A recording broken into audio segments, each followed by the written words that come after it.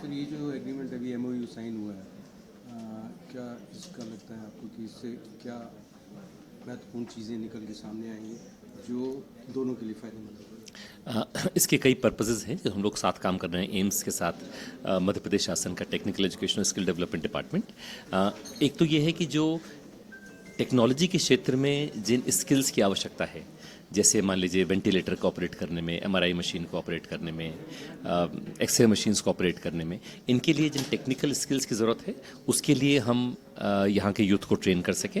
उससे कई फ़ायदे होंगे। हमारे हॉस्पिटल्स बेहतर काम कर पाएंगे। जिन रिपेयर्स या मेंटेनेंस के लिए उनको किसी कंपनी के रिप्रेजेंटेटिव की ज़रूरत पड़ती थी, इंतज़ार करना पड़ता था, मशीन काम नहीं होती थी, करती थी कुछ समय के लिए, उसके लिए लोकल टैलेंट उपलब्ध होगा। उसके अलावा जो यहाँ का यूथ हैं उनको एक अच्छा रोज़गार मिल सकेगा।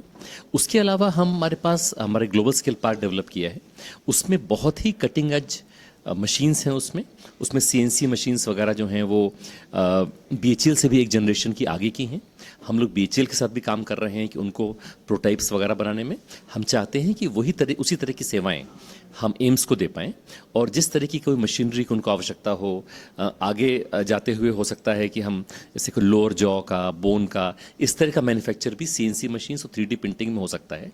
बट हमारे पास उसकी टेक्नोलॉजी है, बट हमें क्या बनाना है इसमें हमें एम्स की गाइडेंस चाहिए की ज़रूरत पड़ेगी।